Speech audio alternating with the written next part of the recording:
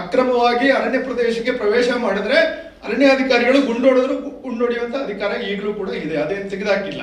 ಈ ಪೊಲೀಸ್ನವರು ಮತ್ತೆ ಈ ಫಾರೆಸ್ಟ್ನವರು ಎಷ್ಟು ದೌರ್ಜನ್ಯ ಮಾಡ್ತಾರೆ ಅಂತ ಹೇಳಿದ್ರೆ, ಹಸಿರು ಶಾಲು, ಗಾಂಧೀಜಿ ಫೋಟೋ, ಈ ರೈತರು ಪೆಟ್ಟು ತಿಂದಂತ ಬಿಟ್ಟೋದಂತ ಚಪ್ಪಲಿ ಎಲ್ಲ ಕೂಡಾಕ್ಬಿಟ್ಟು ಅದ್ರ ಸುತ್ತ ನಿಂತು ನೃತ್ಯ ಮಾಡಿದ್ರು, ಡ್ಯಾನ್ಸ್ ಮಾಡೋದ್ರೆ ನಾನು ತಪ್ಪಿಸ್ಕೊಂಡು ಓಡೋಗಿ ಹೊರಗಡೆ ನಿಂತು ನೋಡ್ಬೇಕಾದ್ರೆ ಮೈಯಲ್ಲೆಲ್ಲ ಗಾಯ ಇದ್ರು ಕೂಡ ನೋಡ್ಬೇಕಾದ್ರೆ ಡ್ಯಾನ್ಸ್ ಮಾಡ್ಕೊಂಡು ಕೇಕೆ ಹಾಕ್ತಾ ಹೋದ್ರು. 4,000 ಎಕರೆಗಳನ್ನ ಅರಣ್ಯ, ಕಿರು ಅರಣ್ಯ ಅಂತ ಘೋಷಣೆ ಮಾಡಿ ಇಟ್ಟಿದ್ದಾರೆ. ಸಮಾರಂಭದ ಅಧ್ಯಕ್ಷರೇ, ವೇದಿಕೆಯಲ್ಲಿರುವ ಎಲ್ಲ ಸಂಪನ್ಮೂಲ ವ್ಯಕ್ತಿಗಳು ಅಂತ ಕರಿಬಹುದು ಅಂತ ಅನಿಸ್ತಾ ಇದೆ. ಹಾಗೂ ವೇದಿಕೆ ಮುಂಭಾಗದಲ್ಲೂ ಕೂಡ ತುಂಬಾ ವಿಚಾರವಂತರು ಇದ್ದಾರೆ. ಅವರ ಮುಂದುಗಡೆ ವಿಚಾರ ಸಂಕಿರಣದಲ್ಲಿ ಹೆಂಗ್ ಮಾತಾಡ್ಬೇಕು ಅಂತ ನನಗೆ ಅಷ್ಟೊಂದು ಅನುಭವ ಇಲ್ಲ. ಎಲ್ಲೋ ರಾಜಕೀಯ ಭಾಷಣ, ಸಂಘ ಸಂಸ್ಥೆಗಳಲ್ಲಿ ನಮ್ಗೇನ್ ಅನ್ಸುತ್ತೆ ಹೇಳ್ಕೊಂಡು ಬಂದ್ರೆ ಸಾಕು. ಇಲ್ಲಿ ಶೆಟ್ರ್ ಬೇರೆ ವಿಡಿಯೋ ಮಾಡಿ ಅದನ್ನು ಕೂಡ ಹೊರಗಡೆ ಬಿಡ್ತೀವಿ ಅಂತ ಹೇಳಿದಾಗ ಸ್ವಲ್ಪ ಅಂಜಿಕೆ ಇದೆ ನಮಗೆ. ಆದರೂ ಕೂಡ ಈ ಅಮ್ಮ ಫೌಂಡೇಶನ್ ಅಧ್ಯಕ್ಷರಾದ ಸುಧಾಕರ್ ಶೆಟ್ರ್ ಅವರ ನೇತೃತ್ವದಲ್ಲಿ ಈ ರೈತರ ಸಮಸ್ಯೆಗಳ ಬಗ್ಗೆ ಒಂದು ವಿಚಾರ ಸಂಕಿರಣವನ್ನ, ಇದೊಂದೇ ಅಲ್ಲ, ಇನ್ನೂ ಕೂಡ ಮುಂದೆ 4-5 ಸಂಕಿರಣಗಳನ್ನು ಮಾಡಿ ಇನ್ನೂ ತುಂಬಾ ವಿಚಾರವಂತರ ಹತ್ರ ನಾವು ಸಲಹೆ ತಗೊಂಡು ಇದಕ್ಕೆ ಕೊನೆ ಮುಟ್ಟುವವರೆಗೂ ಈ ಹೋರಾಟವನ್ನು ನಾನು ಮಾಡ್ತೇನೆ ಅನ್ನುವಂಥ ಮಾತು ಕೊಟ್ಟಿರೋದ್ರಿಂದ ಇದು ಒಂದು ಅರ್ಥಪೂರ್ಣವಾದಂಥ ಕಾರ್ಯಕ್ರಮ ಅಂತ ನಂಗೆ ಅನಿಸ್ತಾ ಇದೆ. ಈ ಸುಧಾಕರ್ ಶೆಟ್ರು ನನಗೆ ಶೃಂಗೇರಿ ಕ್ಷೇತ್ರಕ್ಕೆ ಬಂದಾಗ ನನಗೆ ಸ್ವಲ್ಪ ಲಘುವಾಗಿ ಕಾಣಿತು. ಯಾಕೆಂದ್ರೆ ಚುನಾವಣಾ ಸಂದರ್ಭದಲ್ಲಿ ಎಲ್ಲಿಂದಲ್ಲೋ ರಾಜಕಾರಣಿಗಳು ಬರ್ತಾರೆ, ಚುನಾವಣೆ ಮುಗಿಸ್ತಾರೆ, ಹೋಗ್ತಾರೆ, ಗೆಲುವಾದರೂ ಉಳಿತಾರೆ, ಗೆಲುವಾಗಿಲ್ಲ ಅಂದ್ರೆ ಹೋಗ್ಬಿಡ್ತಾರೆ ಅಂತ ತಿಳ್ಕೊಂಡಿದ್ದೆ. ಆದ್ರೆ ಇವರ ಅಮ್ಮ ಫೌಂಡೇಶನ್ ಮತ್ತೆ ಇವರ ಕಾರ್ಯಕ್ರಮಗಳು ನೋಡಿ ನನ್ನ ಮಾತನ್ನ ನಾನು ವಾಪಸ್ ತಗೊಳ್ಬೇಕು ಅಂತ ಅನಿಸ್ತಾ ಇದೆ. ಯಾಕಂದ್ರೆ ಅವರು 5 ವರ್ಷಗಳಿಂದ ನಿರಂತರವಾಗಿ ಮಾಡಿರುವಂತ ಸಮಾಜ ಸೇವೆ ನಮ್ಗೆಲ್ಲರಿಗೂ ಕೂಡ ಒಂದು ಮಾರ್ಗದರ್ಶನನೇ. ತುಂಬಾ ಅರ್ಥಪೂರ್ಣವಾಗಿ ಸಸ್ಟೈನಬಲ್ ಪ್ರೋಗ್ರಾಮ್ಸ್ ಅಂತ ಕರಿಬೇಕು ಅದನ್ನ. ಬರೀ ಚಾರಿಟಿ ಅಲ್ಲ, ಡೆವಲಪ್ಮೆಂಟ್ ಓರಿಯೆಂಟೆಡ್ ಆಗಿರುವಂತ ಕಾರ್ಯಕ್ರಮಗಳನ್ನ ಶಿಕ್ಷಣ ಮತ್ತು ಆರೋಗ್ಯ ಕ್ಷೇತ್ರದಲ್ಲಿ ಹೆಚ್ಚಿನ ಗಮನ ಕೊಟ್ಟು ಕೆಲಸ ಮಾಡಿದ್ರು. ಸಮಾಜದ ಕಟ್ಟಕಡೆಯ ಜನರಿಗೂ ಕೂಡ ಅವಶ್ಯಕತೆಗೆ ತಕ್ಕಂತೆ ಅವರ ಮೂಲಭೂತ ಸೌಕರ್ಯಗಳಿರ್ಬೋದು, ಬೇರೆ ಕಾರ್ಯಕ್ರಮಗಳಿಗೂ ಕೂಡ ಸಹಾಯ ಮಾಡೋದನ್ನು ನಾನು ನೋಡಿದ್ದೇನೆ. ಈ ಕೃಷಿ ಆಧಾರಿತವಾದಂಥ ಜೀವನವನ್ನು ನಡೆಸುವಂಥ ಮಲೆನಾಡಿಗರ ಸಮಸ್ಯೆಗಳಿಗೆ ಸಾಕಷ್ಟು ಹೋರಾಟಗಳು ಇತ್ತೀಚಿನ ದಿನಗಳಲ್ಲಿ ನಡೀತಾ ಇದೆ. ಪ್ರತಿದಿನನೂ ಕೂಡ ನಾವು ಪತ್ರಿಕಾ ಮಾಧ್ಯಮ, ಸೋಷಿಯಲ್ ಮೀಡಿಯಾಗಳಲ್ಲಿ ಮತ್ತು ಬೀದಿಗಳಲ್ಲಿ ಕಾರ್ಯಕ್ರಮಗಳನ್ನ ನೋಡ್ತಾ ಇದ್ದೇವೆ. ಯುವಕರ ಒಂದು ಪಡೆ ನಿರಂತರವಾಗಿ ಹೋರಾಟದಲ್ಲಿ, ಈಗ ಅರವಿಂದ್ ಅವರು ತರ ಮಾತಾಡುವಂಥದ್ದು 1980ರಲ್ಲಿ ಈ ವೇದಿಕೆಯಲ್ಲಿ ಕೂತವರೆಲ್ಲ ನಾವು ಕೂಡ ಇಷ್ಟು ಜೋರಾಗಿನೇ ಮಾತಾಡ್ತಿದ್ದು. ರೈತರ ಹೋರಾಟಗಳು ಅಂತ ಹೇಳಿದ್ರೆ ಏನು ಅರಣ್ಯ ಇಲಾಖೆಯವರನ್ನ ಯಾವ ರೀತಿ ಬೈಲಿಕ್ಕೆ ಸಾಧ್ಯ ಇದೆ, ಏನು ಪದಗಳು ಬಳಸಬೇಕು ಅದೆಲ್ಲನೂ ಬಳಸಿ ನಾವು ಬೈದಿದ್ದು ಇದೆ. ನನಗೆ 1980ರಿಂದ ನಾನು ಸಾರ್ವಜನಿಕ ಜೀವನಕ್ಕೆ ಬಂದಿರೋದು. ಆ 80ರ ಕಾಲದಲ್ಲಿದ್ದಂಥ ರೈತ ಸಮಸ್ಯೆಗಳೇ ಬೇರೆ ಇತ್ತು. ಅವತ್ತು ಸೌದೆ ತಗೊಳ್ಳೋಂಗಿಲ್ಲ, ಸಪ್ ಕಡಿಯೋಂಗಿಲ್ಲ, ಮಣ್ಣು ತರೋಂಗಿಲ್ಲ, ಕಾಡಿಗೆ ಹೋದ್ರೆ ಗುಂಡಾಗ್ತೀವಿ ಅಂತ ಹೇಳೋ ಪರಿಸ್ಥಿತಿ ಇತ್ತು. ಈಗಲೂ ಇದೆ, ಟ್ರೆಸ್ಪಾಸ್ ಕಾನೂನಿದೆ. ಅಕ್ರಮವಾಗಿ ಅರಣ್ಯ ಪ್ರದೇಶಕ್ಕೆ ಪ್ರವೇಶ ಮಾಡಿದ್ರೆ ಅರಣ್ಯಾಧಿಕಾರಿಗಳು ಗುಂಡೊಡೆಯುವಂತ ಅಧಿಕಾರ ಈಗಲೂ ಕೂಡ ಇದೆ, ಅದೇನು ತೆಗೆದಾಕಿಲ್ಲ. ಅಂತ ಸಂದರ್ಭದಲ್ಲಿ 1980ರಲ್ಲಿ ಸನ್ಮಾನ್ಯ ಪ್ರೊಫೆಸರ್ ನಂಜುಂಡಸ್ವಾಮಿ ಅವರ ಹೆಸರನ್ನ ಎಲ್ಲರೂ ಕೂಡ ಕೇಳಿರ್ಬೇಕು. ಅದರಲ್ಲಿ ನಮ್ಮ ಶಿವಮೊಗ್ಗದ ಸುಂದರೇಶ್ ಅವರು ಮತ್ತೆ ಅನೇಕ ವಿಚಾರವಂತರು ಸೇರಿ ಒಂದು ರಾಜ್ಯ ರೈತ ಸಂಘ ಅಂತ ಮಾಡ್ತಾರೆ. ಅದು ಶೃಂಗೇರಿ ಕ್ಷೇತ್ರದಾದ್ಯಂತ ಅದರ ಪ್ರಭಾವ ಬರುತ್ತೆ. ನಾವೆಲ್ಲ ಯುವಕರಾಗಿದ್ರು, ರಾಜೇಂದ್ರ ಅವರು, ದಿವಾಕರ್ ಅವರು, ಹಾಗೆ ಅವರ ನಾಯಕತ್ವ, BS ತಿಮ್ಮಯ್ಯ ಅವರೆಲ್ಲ, ಇಲ್ಲಿ ಕೂಡ ನಮ್ಮ ಮಳಿಗೆ ಚಂದ್ರಶೇಖರ್ ಅವರು, ರಾಮಸ್ವಾಮಿ ಅವರು, ಇಲ್ಲಿ ಕಳಸಪ್ಪನವರು, ಇವರೆಲ್ಲ ಇಲ್ಲಿನ ನಾಯಕರುಗಳಾಗಿದ್ರು. ಒಟ್ಟಾಗಿ ಕೂಡ ಸಾಕಷ್ಟು ಕಾರ್ಯಕ್ರಮಗಳನ್ನು ಮಾಡಿದ್ದೀವಿ. ಅಂತ ಸಂದರ್ಭದಲ್ಲಿ ಎಲ್ಲ ರೈತರ ಹೆಗಲ ಮೇಲೆ ಒಂದು ಹಸಿರು ಶಾಲು, ಎಲ್ಲ ಗ್ರಾಮಗಳ ರಸ್ತೆಯ ಮುಂಭಾಗದಲ್ಲಿ ಸರ್ಕಾರಿ ಅಧಿಕಾರಿಗಳಿಗೆ ಪ್ರವೇಶ ಇಲ್ಲ ಅನ್ನುವಂಥ ರೈತರ ಬೋರ್ಡ್ಗಳನ್ನು ನಾವು ಕಾಣಬಹುದಿತ್ತು. ಯಾವ ಕಂದಾಯ ಇಲಾಖೆಯವರನ್ನು ಸೇರಿಸಿ ನಾವು ಒಳಗೆ ಬಿಡೋದಿಲ್ಲ ಅಂತೇಳಿ ಪ್ರತಿಭಟನೆ ಮಾಡುವಂತ, ಅವರನ್ನ ತಡೆಯುವಂತ ಶಕ್ತಿ ಇರುವಂತ ಯುವ ಪಡೆ ಇತ್ತು ಅವತ್ತು. ಆ ಹೋರಾಟ ಯಾವ ರೀತಿ ಬಂತು ಅಂತ ಹೇಳಿದ್ರೆ, ಎಲ್ಲ ಜಾಗಗಳಲ್ಲೂ ಕೂಡ ಈ ರೀತಿಯ ಒಂದು ಹೋರಾಟ ಆಗಿ ಅವತ್ತಿನ ಬಹುಮುಖ್ಯ ಬೇಡಿಕೆಗಳು ಅಂತ ಹೇಳಿದ್ರೆ, ಒಂದು ಅಕ್ರಮ ಸಕ್ರಮ ಸಾಗುವಳಿ ಚೀಟಿಯನ್ನು ಕೊಡುವಂಥದ್ದು, 2 ಬೆಳೆಗಳಿಗೆ ವೈಜ್ಞಾನಿಕವಾದ ಬೆಲೆಯನ್ನು ನಿಗದಿ ಮಾಡುವಂಥದ್ದು, 3 ಸಾಲ ಮನ್ನಾ ಮಾಡಬೇಕು. ಈಗ 22 ವಿವಿಧ ಬೇಡಿಕೆಗಳನ್ನ ರೈತ ಸಂಘ ಅವತ್ತು ಮುಂದಿಟ್ಕೊಂಡು ಕೆಲಸ ಮಾಡಿದ್ರು. ಸರಾಯಿಯನ್ನು ಕೂಡ ಬಂದ್ ಮಾಡಬೇಕು ಅನ್ನೋದು ಪ್ರಮುಖವಾದಂಥ ಬೇಡಿಕೆ ಇದೆ. ಈ ಎಲ್ಲ ವಿಚಾರಗಳನ್ನು ಮುಂದಿಟ್ಟುಕೊಂಡು ಹೋರಾಟ ಮಾಡಿ ಅನೇಕ ಕಾರ್ಯಕ್ರಮಗಳನ್ನ, ಪ್ರತಿನಿತ್ಯ ಹೋರಾಟ ಚಳವಳಿ, ಪೊಲೀಸ್ನವರು, ಫಾರೆಸ್ಟ್ ಇಲಾಖೆಯವರ ಜೊತೆಯಲ್ಲಿ ನಿರಂತರ ಯುದ್ಧನೇ ನಡೀತಾ ಇತ್ತು. ಆ ಸಂದರ್ಭದಲ್ಲಿ ಒಂದು ರಾಜಕೀಯ ಬದಲಾವಣೆ ಶೃಂಗೇರಿ ಕ್ಷೇತ್ರದಲ್ಲಿ ಆಯಿತು. ನಾನು ಇಲ್ಲಿ ಬಂದಾಗ ಹಿರಿಯರಾದ ಕಲ್ಕುಳಿ ವಿಠ್ಠಲ ಹೆಗಡೆ ಅವರು ಹೇಳಿದ್ರು, ಗೋವಿಂದಗೌಡರನ್ನ ಚುನಾವಣೆ ನಿಲ್ಲಿಸಬೇಕಾದ್ರೆ ನಾನು ಭಾರಿ ಒತ್ತಾಯ ಮಾಡಿದ್ದೆ, ಒಂದು ಬದಲಾವಣೆ ಆಗಲಿ ನಮ್ಮ ಶೃಂಗೇರಿ ಕ್ಷೇತ್ರದಲ್ಲಿ ಅಂತೇಳಿ ಅವರನ್ನು ಒತ್ತಾಯ ಮಾಡೋಕ್ಕೆ ನಾನು ಒಬ್ಬ ಇದ್ದೆ ಅಂತ ಹೇಳಿದ್ರು. ಬಹುಶಃ ಅವರು ಅವತ್ತು ಚುನಾವಣಾ ಸಂದರ್ಭದಲ್ಲಿ ಎನ್ಆರ್ಪುರಕ್ಕೆ ಭೇಟಿ ಕೊಟ್ಟಾಗ ನಾವೆಲ್ಲ ಯುವಕರು, ರೈತ ಸಂಘದವರೆಲ್ಲ ಸೇರಿ ಅವರನ್ನು ಭೇಟಿ ಮಾಡಿದ್ರು. ನಾವು ಅವ್ರಿಗೆ ಕೇಳಿದ್ವಿ, ನೀವು ಅಧಿಕಾರಕ್ಕೆ ಬಂದ್ರೆ ನೀವು ನಾವು ಬೆಂಬಲ ಕೊಡ್ತೀವಿ, ನೀವು ಅಧಿಕಾರಕ್ಕೆ ಬಂದ್ರೆ ನಮಗೆ ಸಾಗುವಳಿ ಚೀಟಿ ಕೊಡ್ತೀರಾ ಅಂತ ಹೇಳಿದ್ರು. ನೀವು ನನ್ನ ಗೆಲ್ಸಿ ಖಂಡಿತವಾಗ್ಲೂ ನಾನು ಕೊಡ್ತೀನಿ ಅಂತ ಹೇಳಿ, ನಿಮ್ಮ ಎಲ್ಲ ಸಮಸ್ಯೆಗೂ ನಾನು ಪರಿಹಾರ ಕೊಡ್ತೀನಿ ಎಂದು. ಸರಿ, ಅದೇ ಕಾರಣ ಅವತ್ತು ಅಲ್ಲಿವರೆಗೂ ಸಮಾಜ ಸೇವಾ ಕಾರ್ಯಕ್ಷೇತ್ರದಲ್ಲಿದ್ದ ನಾನು ರಾಜಕಾರಣಕ್ಕೆ ಗೌಡ್ರ ಜೊತೆಲೇನೆ ಎಂಟ್ರಿ ಆಗಿದೆ 83ರಲ್ಲಿ. ಇವತ್ತು ಇಲ್ಲಿ ಕೂತವರೆಲ್ಲ ನಮ್ಮ ಸಮಕಾಲೀನವರೇ ಹೆಚ್ಚಿನ ಜನ. ಈಗ ಸಂಬಂಧಗಳು ದೂರ ಆಗಿದೆ ಬಿಟ್ರೆ ಅವತ್ತೆಲ್ಲರೂ ಒಟ್ಟಿಗೆ ಇದ್ದವ್ರೆ. ಆ ನಂತರದಲ್ಲಿ ಗೋವಿಂದ ಗೌಡರ ಜೊತೆಯಲ್ಲಿ ಕಾರ್ಯಕ್ರಮ ಮಾಡಿ ಅವ್ರು ಗೆದ್ರು.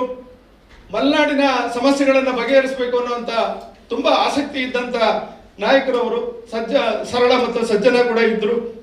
ಅವರ ತೀರ್ಮಾನದಂತೆ ಅವತ್ತು ದರ್ಖಾಸ್ ಕಮಿಟಿ, ನಿಮ್ಗೆ ಎಲ್ಲರಿಗೂ ನೆನಪಿರ್ಬೋದು, ದರ್ಖಾಸ್ ಕಮಿಟಿ ಅಂತ ಒಂದಿತ್ತು ಸಾಗುವಳಿ ಚೀಟಿ ಕೊಡ್ಲಿಕ್ಕೋಸ್ಕರ. ಆ ದರ್ಖಾಸ್ ಕಮಿಟಿಯಲ್ಲಿ ಯಾರಿಗೂ ಕೂಡ ಸಾಮಾನ್ಯ ಜನರಿಗೆ, ಒತ್ತುವರಿದಾರರಿಗೆ ಕೊಡ್ಲಿಕ್ಕೆ ಬರೋದಿಲ್ಲ. ಅದರಲ್ಲಿ 10% ಏನೋ ಸಾಮಾನ್ಯ ಜನರಿಗೆ ಕೊಡಕ್ಕೆ ಬರುತ್ತೆ, ಬಾಕಿ ಎಲ್ಲ ಮೀಸಲಾತಿಗಳ ಮೇಲೆ ಹೋಗುತ್ತೆ. ಹಾಗಾಗಿ ಅದು ಪ್ರಯೋಜನ ಆಗಲಿಲ್ಲ. 84ರಲ್ಲಿ ರೈತ ಸಂಘದ ಅವ್ರ ಜೊತೆ ಅವತ್ತಿನ ಸರ್ಕಾರ, ಏನು ರಾಮಕೃಷ್ಣ ಹೆಗಡೆ ಅವರ ಸರ್ಕಾರ ಅಂತ ಅನಿಸುತ್ತೆ, ಅವರೊಟ್ಟಿಗೆ ಮಾತುಕತೆ ಮಾಡಿ ಸಂಧಾನ ಮುರಿದು ಬಿದ್ದು ಇಡೀ ರಾಜ್ಯದಾದ್ಯಂತ ರಸ್ತೆ ತಡೆ ಚಳವಳಿಗಳನ್ನ ಮಾಡಬೇಕು ಅಂತ ತೀರ್ಮಾನ ಮಾಡಿದ್ರು. ಆ ರಸ್ತೆ ತಡೆ ಚಳವಳಿಗಳು ಯಾವ ತರ ಆಯ್ತು ಅಂದ್ರೆ, ನಮ್ಮ ಚಿಕ್ಕಮಗಳೂರು ಜಿಲ್ಲೆ ಮತ್ತು ಕೊಪ್ಪ ಶೃಂಗೇರಿ ಕ್ಷೇತ್ರದಲ್ಲಿ ಭಾರಿ ದೊಡ್ಡ ಪ್ರತಿಭಟನೆಗಳು, ಹೋರಾಟಗಳಾಯ್ತು. ಸುಮಾರು 5, 6, 7 ದಿನಗಳ ಕಾಲ ಯಾವುದೇ ವಾಹನಗಳನ್ನ 6 ಗಂಟೆಯಿಂದ 6 ಗಂಟೆವರೆಗೆ ಬಿಡೋದಿಲ್ಲ ಅಂತೇಳಿ ಎಲ್ಲರೂ ಕೂಡ ಒಂದೊಂದು ಪಾಯಿಂಟ್ಗಳಲ್ಲಿ ತಡೆಯುವಂತ ಕೆಲಸ ಮಾಡಿದ್ರು.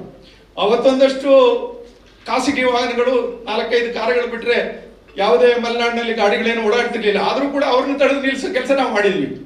ಪಾವಟೆಯವರು ಅಂತ ಅನ್ಸುತ್ತೆ, ನಂಗೆ SP ಆಗಿದ್ರು. ಕೊನೆ ಹಂತದಲ್ಲಿ ಈ ಹೋರಾಟವನ್ನು ಮುರಿಬೇಕು ಅಂತ ತೀರ್ಮಾನ ಆಯ್ತು. ಚಿಕ್ಕಮಗಳೂರಿನಿಂದ ಏನು ನಮ್ಮ ಜಿಲ್ಲಾಧ್ಯಕ್ಷರು ಏನ್ ಹೆಸರು ಹೇಳಿದ್ರೆ ಇವ್ರದ್ದು, ಮಣಿಗೆ ಚಂದ್ರಶೇಖರ್ ಅವರಿಗೂ ಭಾರಿ ದೊಡ್ಡ ಗಲಾಟೆ ಆಗಿ ಅಲ್ಲಿಂದ ಲಾಠಿ ಚಾರ್ಜ್ ಮಾಡುವಂತ ಕಾರ್ಯಕ್ರಮ ಆಗಿ ಎಲ್ಲರನ್ನು ಎಬ್ಬಿಸ್ಬೇಕು ಅಂತ ತೀರ್ಮಾನ ಆಯ್ತು. ಅಲ್ಲಿಂದ ಲಾಠಿ ಚಾರ್ಜ್ ಮಾಡಿದ ಕೊಪ್ಪ ಶೃಂಗೇರಿ ಬಂದು, ಕೊಪ್ಪದಿಂದ ಬಂದು ಎನ್ಆರ್ಪುರ ಬರ್ಬೇಕಾದ್ರೆ ಅವತ್ತು ಅದರ ನಾಯಕತ್ವವನ್ನ ನಾನು ಸುಮಾರು 50 ಜನ ಹಳ್ಳಿಗರು ಸೇರ್ಕೊಂಡು ಮಾಡ್ತಿದ್ದು. ಗಾಂಧೀಜಿ ಫೋಟೋ ಇಟ್ಕೊಳ್ಳಿ, ಹಸಿರು ಶಾಲೆ ಹಾಕೊಳ್ಳಿ, ಯಾವುದೇ ಗಲಾಟೆ ಮಾಡಬೇಡಿ, ಅವ್ರು ಬಂದಾಗ ನಾವು ಶಾಂತ ರೀತಿಯಲ್ಲಿ ಚಳವಳಿ ಮಾಡ್ತಿದ್ವಿ, ನಮ್ಮನ್ನು ಅರೆಸ್ಟ್ ಮಾಡಿ ಅಂತೇಳಿ ನಮ್ಮ BS ತಿಮ್ಮಣ್ಣನವರು ಅವತ್ತು ನಮ್ಗೆ ಹೇಳ್ಕೊಟ್ಟಿದ್ರು. ನಾವು ಹುಡುಗರು ಹೇಳುದು, ಒಂದು ಕಲ್ಲಾದ್ರೂ ನಾವು ಹೊಡಿಯೋಣ, ಎಲ್ಲ ಕಡೆನೂ ಹೊಡಿತಾ ಇದ್ದಾರೆ, ನಾವು ಕದ್ದಿರ್ತೀವಿ, ಸ್ವಲ್ಪ ಜನ 4 ಕಲ್ಲಾದ್ರೂ ಬೀಸೋಣ, ಇಲ್ಲ ಹಂಗೆಲ್ಲ ಮಾಡೋಣ, ನಾವು ಶಾಂತಿಯಿಂದ ಮಾಡಬೇಕು, ಗಾಂಧಿ ಮಾರ್ಗ ಅಂದ್ರು. ಅವ್ರು ಬಂದು ಸುತ್ತುವರೆದು ನಮ್ಗೆ ಹೊಡೆದಿದ್ದೆ ಹೆಂಗೆ ಅಂತ ಹೇಳಿದ್ರೆ ದನಗಳಿಗೆ ಹೊಡೆಯೋ ರೀತಿಯಲ್ಲಿ ಹೊಡೆದು. ಅದು ಯಾವ ರೀತಿ ತಲೆಗೆ ಪೆಟ್ಟಾದವರು, ಕಣ್ಣು ಹೋದವರು, ಕಿವಿ ಹೋದವರು, ಸಿಕ್ಕಾಪಟ್ಟೆ ಗಾಯ, ರಕ್ತನೇ ಹರಿದು ಬಿಡುತ್ತೆ. ಈ ಪೊಲೀಸ್ನವರು ಮತ್ತೆ ಈ ಫಾರೆಸ್ಟ್ನವರು ಎಷ್ಟು ದೌರ್ಜನ್ಯ ಮಾಡ್ತಾರೆ ಅಂತ ಹೇಳಿದ್ರೆ, ಹಸಿರು ಶಾಲು, ಗಾಂಧೀಜಿ ಫೋಟೋ, ಈ ರೈತರು ಪೆಟ್ಟು ತಿಂದಂತ ಬಿಟ್ಟೋದಂತ ಚಪ್ಪಲಿ ಎಲ್ಲ ಕೂಡಾಕ್ಬಿಟ್ಟು ಅದ್ರ ಸುತ್ತ ನಿಂತು ನೃತ್ಯ ಮಾಡಿದ್ರು, ಡ್ಯಾನ್ಸ್ ಮಾಡೋದ್ರೆ ನಾನು ತಪ್ಪಿಸ್ಕೊಂಡು ಓಡೋಗಿ ಹೊರಗಡೆ ನಿಂತು ನೋಡ್ಬೇಕಾದ್ರೆ ಮೈಯಲ್ಲೆಲ್ಲ ಗಾಯ ಇದ್ರು ಕೂಡ ನೋಡ್ಬೇಕಾದ್ರೆ ಡ್ಯಾನ್ಸ್ ಮಾಡ್ಕೊಂಡು ಕೇಕೆ ಹಾಕ್ತಾ ಹೋದ್ರು. ನಂತರ ಗೋವಿಂದಗೌಡರಿಗೆ ಅದು ವಿಷಯ ಬಂದ ಕೂಡಲೇ ತಕ್ಷಣ ಎನ್ಆರ್ಪುರಕ್ಕೆ ಬಂದ್ರು. ಆ ಗಾಯಾಳುಗಳು, ನಾನು ಸೇರಿ ಅನೇಕ ಜನರನ್ನ ಶಿವಮೊಗ್ಗ ಮೆಗನ್ ಹಾಸ್ಪಿಟಲ್ ಕರ್ಕೊಂಡು ಹೋದ್ರು. ಅದು ಇಡೀ ನಮ್ಮ ಕರ್ನಾಟಕದ ಮುಖ್ಯ ಪತ್ರಿಕೆಗಳ ಪ್ರಮುಖ ಸುದ್ದಿಯಾಗಿ ಅವತ್ತು ಬಂದಿತ್ತು. ನರಸಿಂಹರಾಜಪುರದಲ್ಲಿ BH ಕೈಮರದಲ್ಲಿ ನಡೆದಂತ ಘಟನೆ. ಗೋವಿಂದಗೌಡರು ಶಾಸನಸಭೆಯಲ್ಲಿ ಸರ್ಕಾರದ ವಿರುದ್ಧವಾಗಿ, ಅಧಿಕಾರದಲ್ಲಿರುವ ಪಕ್ಷದ ವಿರುದ್ಧವಾಗಿ ನಿಲುವಳಿ ಸೂಚನೆ ಮಂಡನೆ ಮಾಡಿದ್ರು. ಆ SP ಇಂದ ಹಿಡಿದು ಎಲ್ಲಾ ತಾಲೂಕಿನ ಸಬ್ ಇನ್ಸ್ಪೆಕ್ಟರ್ಗಳನ್ನು ಟ್ರಾನ್ಸ್ಫರ್ ಮಾಡಿದ್ರು. ಒಂದು ಕಮಿಷನ್ ನೇಮಕ ಮಾಡಿದ್ರು. ನಮ್ಮ ಮೇಲೆಲ್ಲ ಬಸ್ ತಡೆದು ದರೋಡೆ ಮಾಡ್ತಾರೆ ಅಂತ ಕೇಸ್ ಹಾಕಿದ್ರು ಪೊಲೀಸ್ನವರು. ಆ ಎಲ್ಲ ಕೇಸನ್ನು ವಾಪಸ್ ತೆಗೆದ್ರು. ಇದೊಂದು ಇತಿಹಾಸ. ಯಾಕಂದ್ರೆ ಯಾವ ರೀತಿ ಹೋರಾಟವನ್ನು ಮಾಡಬಹುದು ಅನ್ನೋದ್ರ ಬಗ್ಗೆ ಒಂದು ಮಾಹಿತಿ ಇರಲಿ ಅಂತ ಹೇಳಿದ್ರು. ಇವತ್ತಿನ ಪರಿಸ್ಥಿತಿ ಹೆಂಗಿದೆ ಅಂದ್ರೆ 80ರ ಪರಿಸ್ಥಿತಿ ಇವತ್ತಿಲ್ಲ. ರೈತರು ಸ್ವಲ್ಪ ಆಧುನಿಕತೆ, ವಿಜ್ಞಾನ, ತಂತ್ರಜ್ಞಾನ ಎಲ್ಲ ಬೆಳೆದಿದೆ.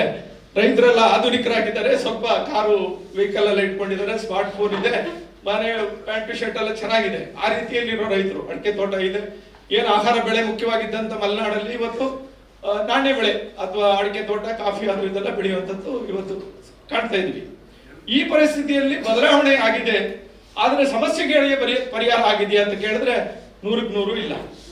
ಆ 83ರಲ್ಲಿ ದರ್ಖಾಸ್ ಕಮಿಟಿ ಈ ಹೋರಾಟ ಆದ್ಮೇಲೆ ಆ ಹೋರಾಟ ದಮನ ಆಯಿತು ಅಂತಲೇ ಹೇಳ್ಬೋದು.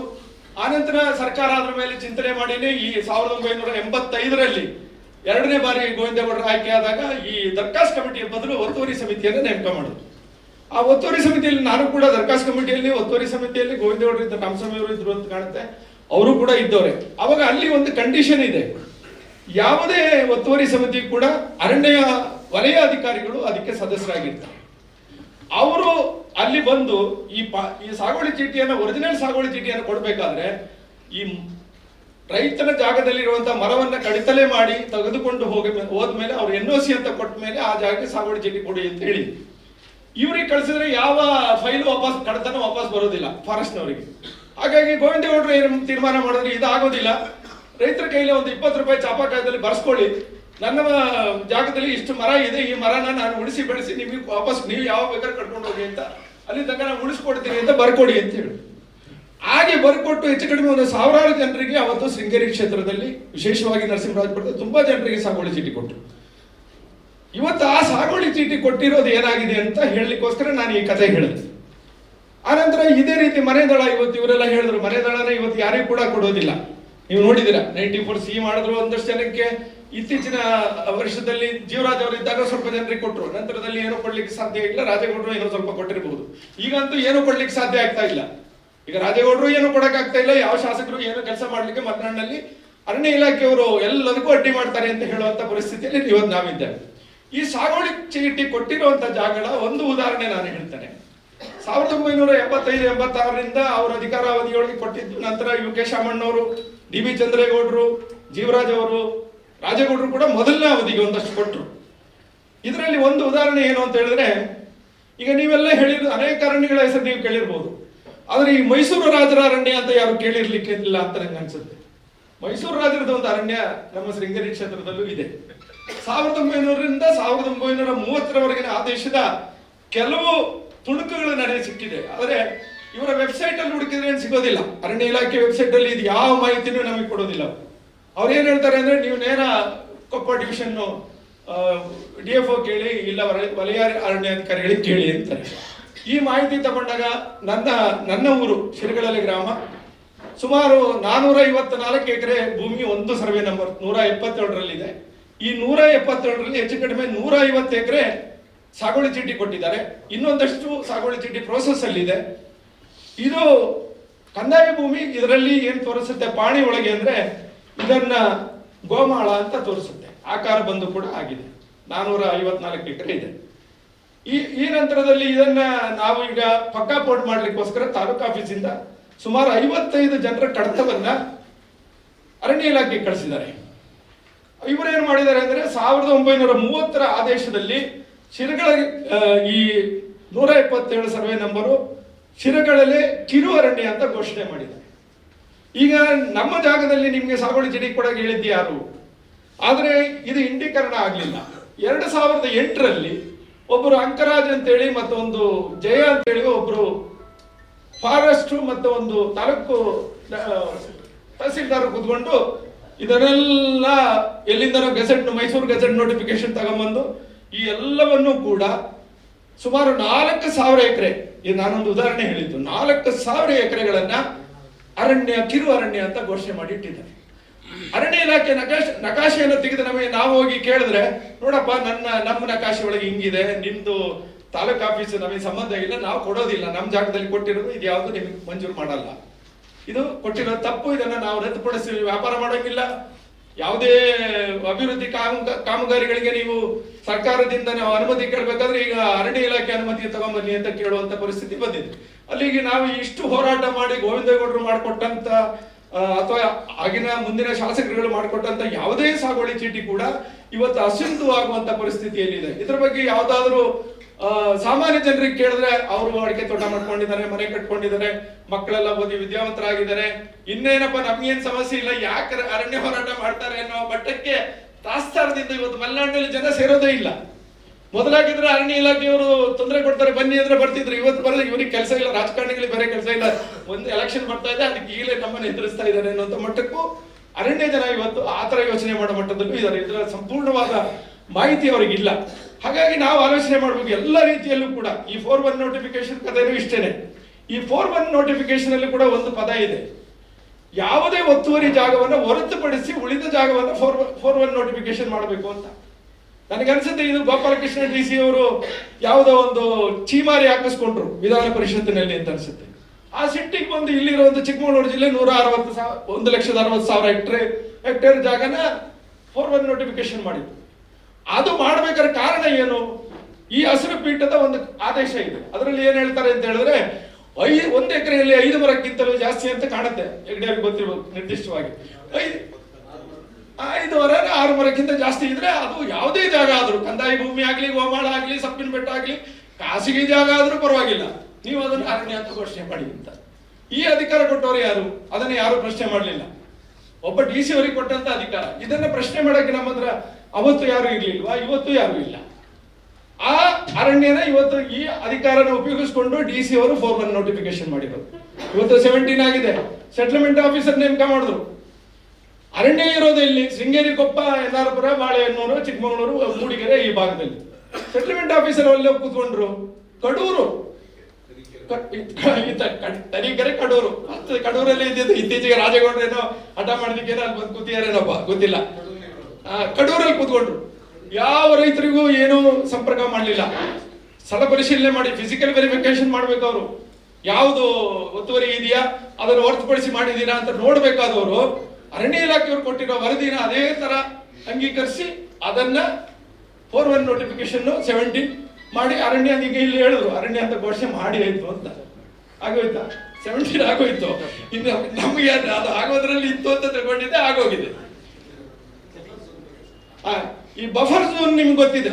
ಎಲ್ಲ ಝೋನ್ಗಳು ಸೇರಿ ಎಲ್ಲ ವಲಯಗಳು, ಅತಿ ಸೂಕ್ಷ್ಮ ವಲಯ, ಆ ವಲಯ, ಈ ವಲಯ, ಏನು ವನ್ಯಪ್ರಾಣಿ ವಲಯ, ಆನೆ ಕಾರಿಡಾರು, ಹುಲಿ ಯೋಜನೆ ಎಲ್ಲ ಸೇರಿಬಿಟ್ಟು ಅದಕ್ಕೆಲ್ಲ ಒಂದು ಬಫರ್ ಝೋನ್. ಈ ಬಫರ್ ಝೋನ್ ಏನಾಗಿದೆ ಅಂತ ಹೇಳಿದ್ರೆ, ಎಲ್ಲಿ ನಿರ್ದಿಷ್ಟವಾದ ಬಫರ್ ಝೋನ್ಗೆ ಎಷ್ಟು ಏರಿಯಾ, ಯಾರು ಎಷ್ಟು ಕಿಲೋಮೀಟರ್ ವ್ಯಾಪ್ತಿ ಮಾಡಿದೀರಾ ಅಂತ ಕೇಳಿದ್ರೆ ಅದಕ್ಕೇನು ಉತ್ತರ ಯಾರು ಹೇಳೋದಿಲ್ಲ. ಅದಕ್ಕೆ ಒಂದು ಪರಿಹಾರ ಇದೆಯಾ ಅಂತ ಕೇಳಿದ್ರೆ ಅದಕ್ಕೂ ಉತ್ತರ ಇಲ್ಲ. ಎಲ್ಲನೂ ಮಾಡಿ ಇಟ್ಟಿದ್ದಾರೆ. ಅದಕ್ಕೆ ರೈತರ 5 ಕಿಲೋಮೀಟರ್ ಬಫರ್ ಝೋನ್ ಮಾಡ್ತೀವಿ ಅಂದ್ರೆ ಸುಮಾರು 100,000 ಜನರ ಮನೆಗಳು ಕಳ್ಕೊಂಡು, ಜಮೀನುಗಳನ್ನು ಕಳ್ಕೊಂಡು ಹೋಗೋ ಪರಿಸ್ಥಿತಿ ಇದೆ. ಅರಣ್ಯ ಇಲಾಖೆಯವ್ರ ಹತ್ರ ಕೇಳಿದ್ರೆ ಅವನು ಹೇಳ, ಬಫರ್ ಝೋನ್ ಅಂದ್ರೆ ನೀವು ಯಾಕೆ ಹೆದರ್ತೀರಾ? ನೀವು ಇರ್ಬೋದು, ಪ್ರಾಣಿಗಳು ಇರ್ಬೋದಂತೆ. ನಾವು ಪ್ರಾಣಿಗಳು ಒಟ್ಟಿಗೆ ಇರಬೇಕು ಅಂತ. ಅದಷ್ಟು ಸುಲಭದ ಕೆಲಸ ಅಲ್ಲ. ಪ್ರಾಣಿಗಳ ಜೊತೆಗೆ ನೀವು ಅಪರೂಪಕ್ಕೆ ಮೊನ್ನೆ ಮಡಬೂರಿನಲ್ಲಿ ನೀವು ನೋಡಿರ್ಬೇಕು, ಒಂದು ಫೋಟೋ ಬಂದಿತ್ತು. ಎಣಿಸ್ತಾ ನಿಂತಿದ್ದಾರೆ ನಮ್ಮಿಬ್ರು 2-3 ಜನ ಸ್ನೇಹಿತರು.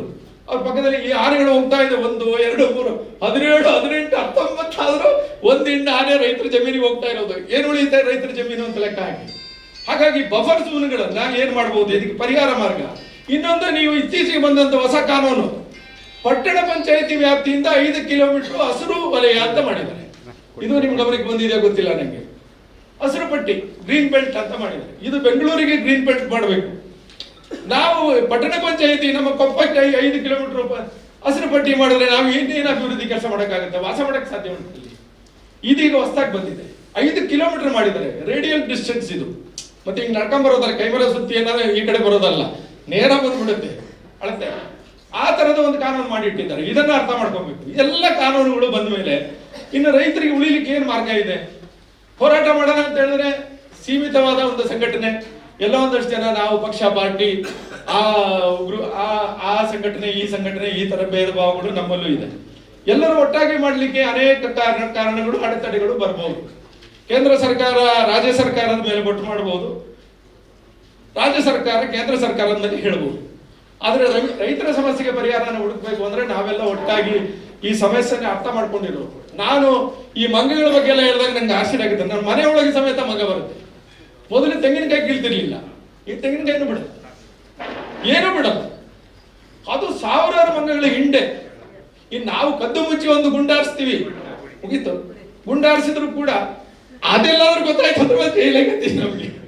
ಆ ಪರಿಸ್ಥಿತಿ ಉಂಟು. ಅದು ಮಾಡಕ್ ಬರಲ್ಲ. ಹಂದಿಗಳು, ನವಿಲು, ಕಾಡು ಕುರಿ, ಈ ಸಣ್ಣ ಸಣ್ಣ ಜಿಂಕೆಗಳು ಕೂಡ ನಮ್ಮ ತೋಟದಲ್ಲಿ ದಿನನಿತ್ಯ ನೀವು ಕಾಣಬಹುದು.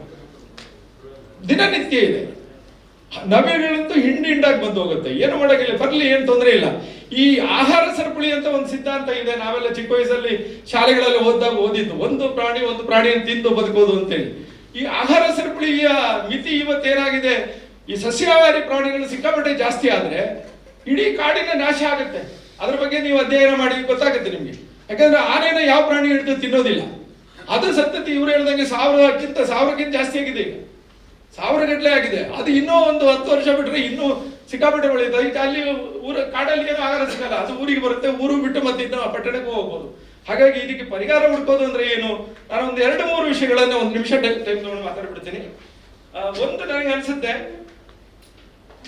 ಈ ಜನರನ್ನ ನಾವು ಸಂಘಟನೆ ಮಾಡೋದು ಭಾರಿ ಮುಖ್ಯ.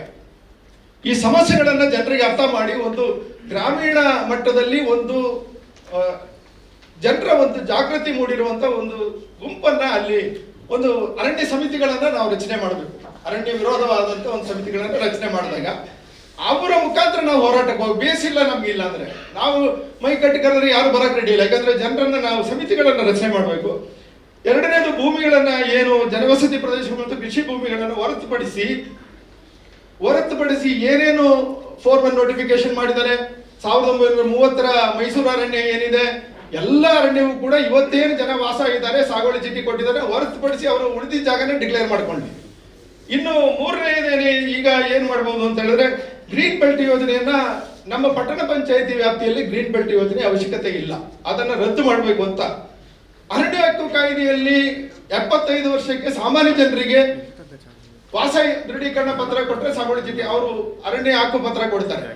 ಆದ್ರೆ 75 ವರ್ಷ ಯಾರ ಹತ್ರ ದಾಖಲೆ ಇದೆ, ಅದನ್ನ ಕನಿಷ್ಠ ಒಂದು 15ರಿಂದ 25 ವರ್ಷಕ್ಕಾದ್ರೂ ಅದನ್ನ ಕಡಿಮೆ ಮಾಡಿಸಿದ್ರೆ, ಏನು ಹಳೆ ರಿಸರ್ವ್ ಫಾರೆಸ್ಟ್, ಮೈನರ್ ಫಾರೆಸ್ಟ್ ಅಥವಾ ಸ್ಟೇಟ್ ಫಾರೆಸ್ಟ್ ಅಂತ ಏನಿದೆ, ಈಗ ಕೃತಕವಾಗಿ ನಿರ್ಮಾಣ ಆಗಿರೋ ಅರಣ್ಯ ಬಿಟ್ಟು ಆ ಅರಣ್ಯಗಳನ್ನ ನಾವು ಬಳಸ್ಕೊಳ್ಳಲಿಕ್ಕೆ ಸಾಧ್ಯ ಇದೆ.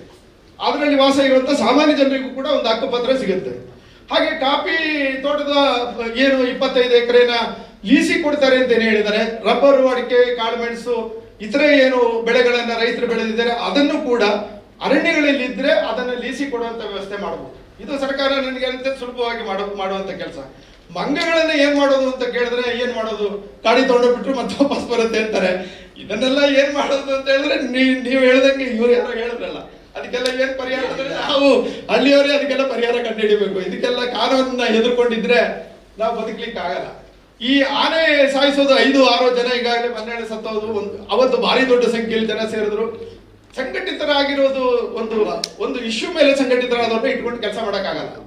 ಒಂದು ಸಿದ್ಧಾಂತದ ಮೇಲೆ ಒಂದು ಹೋರಾಟದ ಮುಖಾಂತರ ಸಂಘಟನೆ ಮಾಡಿದ್ರೆ ಅದು ಸಸ್ಟೈನಬಲ್ ಆಗುತ್ತೆ. ಹಾಗಾಗಿ ಸಂಘಟನೆಯನ್ನ ಈ ರೀತಿಯ ಕಾರ್ಯಕ್ರಮಗಳು ಬಂದಾಗ ಇನ್ನು ಮುಂದೆ ಜೀವ ಹಾನಿ ಆಗಲಿ ಬೆಳೆ ಹಾನಿ ಆಗಲಿ ಸಂಭವಿಸಿದ್ರೆ ಇಡೀ ನಮ್ಮ ಶೃಂಗೇರಿ ಕ್ಷೇತ್ರನ, ನಾನು ಮೊದಲು ಹೇಳಿದಾಗೆ ರಸ್ತೆ ತಡೆನೋ ಅಥವಾ ಬಂದ್ ಮಾಡುವಂತ, ರಸ್ತೆ ತಡೆನೇ ಮಾಡ್ಬೇಕು. ಯಾಕಂದ್ರೆ ಸರ್ಕಾರದ ಜೊತೆ ಸಂಘರ್ಷಕ್ಕೆ ಇಳಿಯಿದರೆ ನಮ್ಮನ್ನವರು ಮನುಷ್ಯರನ್ನ ಕಾಡಿನ ಒಂದು ಭಾಗ, ಹಳ್ಳಿಯಲ್ಲಿರುವಂತ ಮನುಷ್ಯರು ಕೂಡ ಕಾಡಿನ ಒಂದು ಭಾಗ, ಆ ಭಾಗವಾಗಿ ನಾವು ಇರಬೇಕು ಅಂತ ಹೇಳಿದ್ರೆ ಹಳ್ಳಿಯ ನೇರವಾಗಿ ಈ ಏನು ಸರ್ಕಾರದ ಜೊತೆ ಹೋರಾಟಕ್ಕೆ ಇಳಿಯುವಂತ ಪರಿಸ್ಥಿತಿಗೆ ನಾವು ಹೋದ್ರೆ ಮಾತ್ರ ಮುಂದೆ ಒಳ್ಳೇದಾಗ್ಲಿಕ್ಕೆ ಸಾಧ್ಯ ಅಂತ ಹೇಳಿ ಈ ಒಂದು ಅವಕಾಶ ಮಾಡಿಕೊಟ್ಟೆ. ಸಮಯ ಜಾಸ್ತಿ ಆಗಿದೆ, ಕ್ಷಮೆ ಇರಲಿ.